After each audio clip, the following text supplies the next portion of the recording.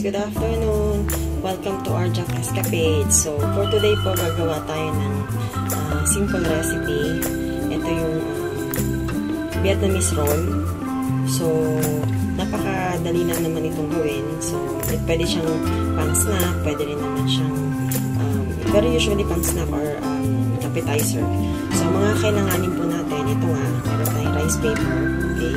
Meron din tayong vermicelli, o yung panasot anghon, then carrots, cucumber, lettuce, at syempre yung ating shrimp. So, ito po yung shrimp, bali ay blanch lang, and then balatan ninyo, and then cut into half. So, yan lang po. And then, for the sauce naman, kakailanganin natin ng soy sauce, okay? Ang sugar, kailanganin din natin ng hot sauce, and then oyster sauce, sesame oil, at syempre yung ating peanut butter. So, ayan guys, let's start. A few minutes later. So, ito guys, start na tayo. So, kakailanganin natin ng hot water. Konti lang. Para sakto lang sa pagdidipan natin ng ating rice paper.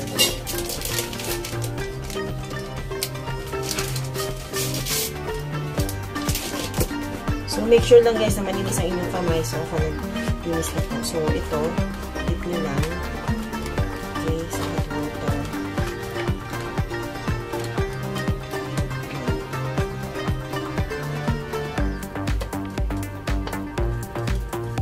Balik na rin. Other side naman. Okay. So, yan. Pag medyo fluffy na po siya, condiments pwede na po yan. So, like ito, pwede na po ito. So, sa ating malinis na papel, spread lang natin siya. Ay, malinis na plato, sorry. Okay.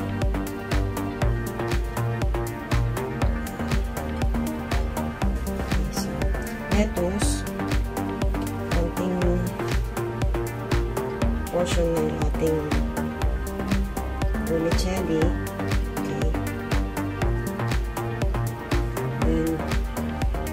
Kayo ng cucumber,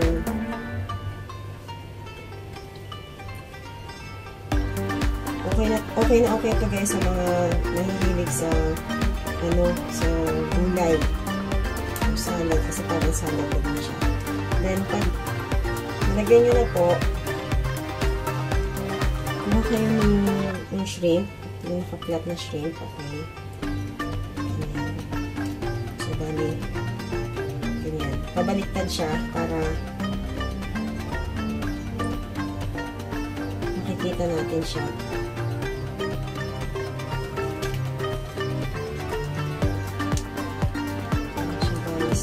So, fold nyo yung dulo. Para rin kayo nagagawa ng lumpia.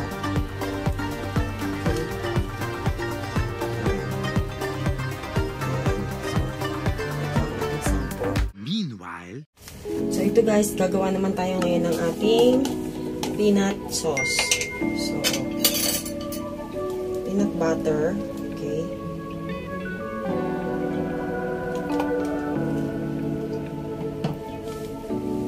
Okay. So, lagyan natin ng konting water. Konti lang. Kasi matansya naman natin mamaya. Then, soy sauce.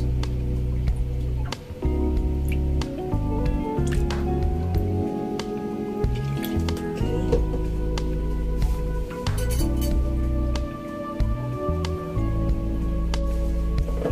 Oyster sauce.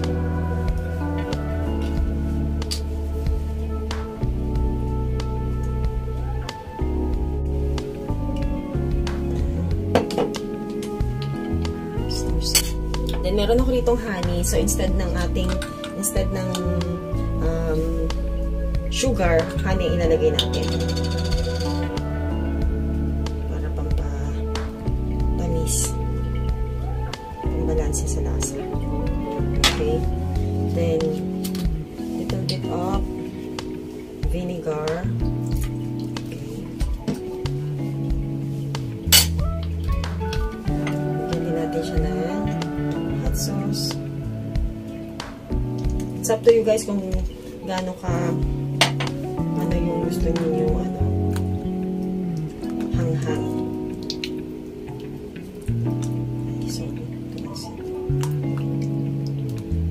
So, i-mix lang natin all together.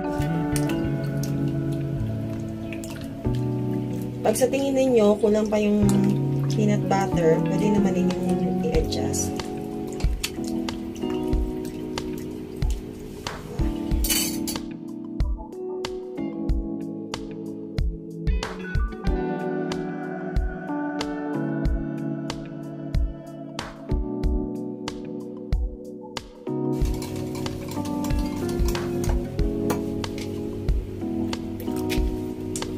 Mahirap pagsawsawan pag masyado siyang creamy. So, nag-add lang ulit ako ng another water. So, ito, I think it's okay now. Ang ganitong ano niya, consistency.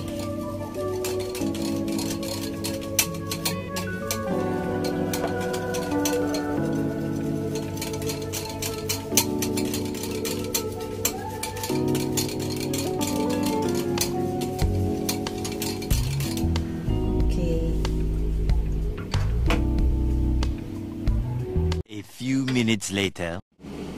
So guys, ito na pang ating finished product, Vietnamese spring roll. Simple recipe lang siya. Pwedeng appetizer, pwede rin pong snack. So, maraming salamat po ulit sa mga ating subscribers ng Arjak Escapades at sa mga hindi pa po nakapag-subscribe. Sana po bigyan niyo po kami ng chance na ma-share din po yung mga recipes at yung mga adventures namin. So, please subscribe. Please do watch this video and share. And yun nga po. Maraming salamat po and keep safe everyone. God bless you all.